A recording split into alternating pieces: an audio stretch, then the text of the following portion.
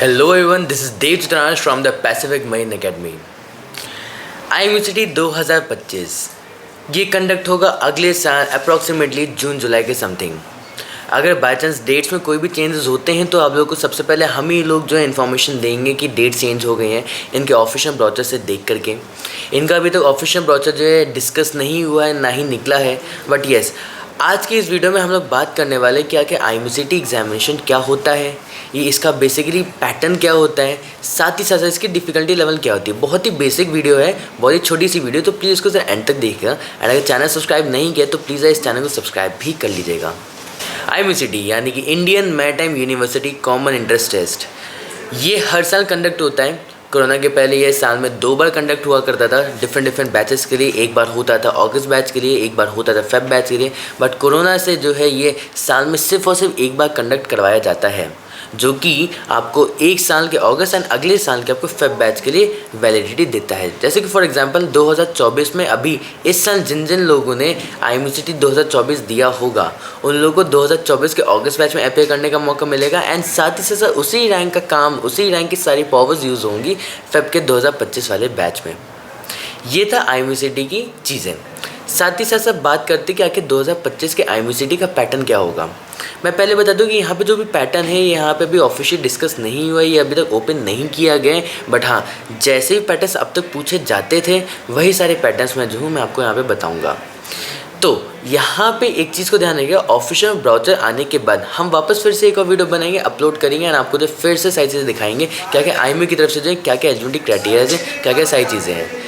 सबसे पहली चीज़, अब तक जो भी एलिजिबिलिटी क्राइटेरिया था उसके हिसाब से देखा जाए तो यहाँ पे आपको जो है 60% minimum in physics, chemistry, mathematics आपका होना चाहिए IMUCT देने के लिए। इसमें अप्लाइंग कैंडिडेट्स दे सकते हैं, इसमें SC, ST, OBC जो है बाकी सारे बच्चे दे सकते हैं। उन सबको 5% का जो है रिलैक्सेशन मार्क्स में एंड बाकी स्कोरिंग में भी दिया जाता है। जनरल OBC वाले लोग भी दे सकते हैं, गर्ल कैंडिडेट्स भी दे सकती हैं एंड मेल कैंडिडेट्स भी दे सकते हैं।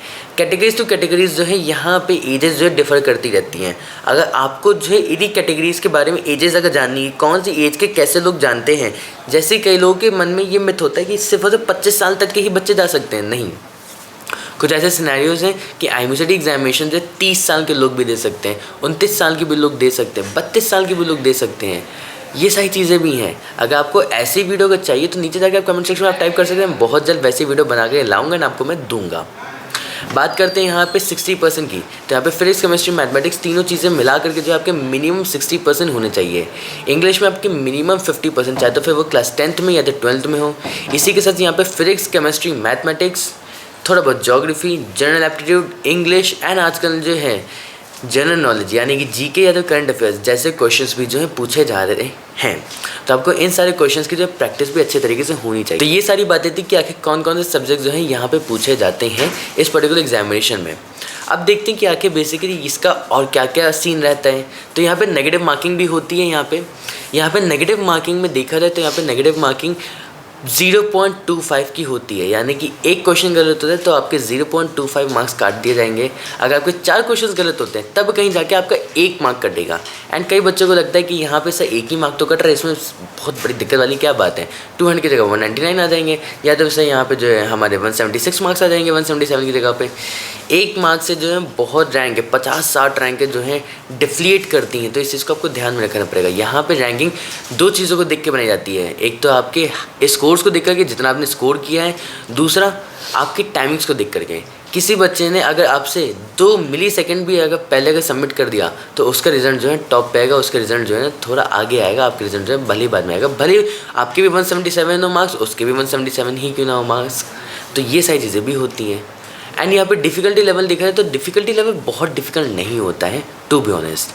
11th एंड 12th तक की ही जो है यहाँ पे PCM पूछी जाती है, ज़्यादा डिफ़िकल्ट नहीं होता है, बहुत ही ईजी चीज़ें रहती हैं। अगर आपके बेसिक्स अच्छे तरीके से क्लियर हैं तो आपको परेशान होने की बिल्कुल भी दिक्कत नहीं है। एंड इसके अलावा अगर बाई चांस अगर आपको डाउट अगर आता है कि मैं कहाँ से प्रिपरेशन करूँ, किसी भी बुक को जाके कुछ भी आप प्रेफर मत कीजिए। जो भी आजकल आलतू फालतू बुकें जो निकल रही हैं कि यहाँ पे ये होगा, यहाँ पे IMUCT, वहाँ पे IMUCT, जो भी है, ऐसा कुछ भी करने की ज़रूरत बिल्कुल भी नहीं है। मैं सच बोलूँ, आपको सिर्फ और सिर्फ एनसीईआरटी के ऊपर स्टिक रहना है।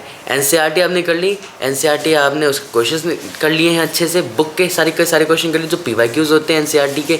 अगर आपके पास 11th-12th के अगर क्वेश्चन पेपर्स हैं, अगर आपने उसको सॉल्व कर लिया है, बोर्ड के पेपर्स अगर आपने अच्छे से सॉल्व किए, आई एम गिविंग गारंटी आपकी बहुत ही ज़्यादा अच्छी खासी रैंक जो है ना आ जाएगी। ध्यान रखिएगा, यहाँ पे पूरा का पूरा एनसीईआरटी के फॉर्मेट में ही होता है, यहाँ पे कोई और फॉर्मेट जो है ना नहीं चलता है। तो यहाँ पे आपको जो भी सब्जेक्ट, जो भी टॉपिक, जैसी भी चीज़ें होती हैं, आपको एनसीईआरटी की बेसिस के ऊपर पढ़नी चाहिए। ये मेरा पर्सनल सजेशन रहेगा। और जिन बच्चों ने एनसीईआरटी पढ़ी होती है या तो एनसीईआरटी को फर्स्ट प्रेफरेंस दी होती है, वही बच्चे जो है यहाँ पे बहुत ही ज़्यादा अच्छे तरीके से स्कोर कर ले जाते हैं। बाकी सारे बच्चों के भी अच्छे मार्क्स आते हैं, बट एनसीईआरटी वालों को जो है थोड़ा सा अच्छे से मिलता है। So that was all about कि आखिर आईएमसीटी एग्जामिनेशन कैसे होता है, इसकी डिफिकल्टी लेवल क्या होती है।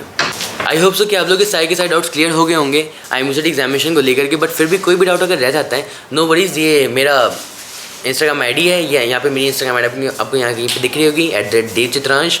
नहीं है तो फिर यहाँ पे पैसिफिक माइन अकेडमी की इंस्टाग्राम आईडी दिख रही है, यहाँ पे आपको पैसिफिक माइन अकेडमी का special WhatsApp number and calling number दिख रहा होगा। साथ ही साथ यहाँ पे आपको मेरा भी नंबर दिख रहा होगा, वो भी जाके देख सकते हैं। इसी के अलावा इस चैनल को जाके सब्सक्राइब कर लिए, अपने व्यूज़ को, अपने क्वेश्चंस को, अपनी क्वेरीज को आप कमेंट कर सकते हैं। वहाँ पे भी जो है हम सारी के सारी क्वेश्चंस हमारी टीम जो है सॉल्व आउट कर देगी। लाइक करिए इस वीडियो को, शेयर कीजिए and yes, see you soon in the next one. तब तक के लिए बाय बाय।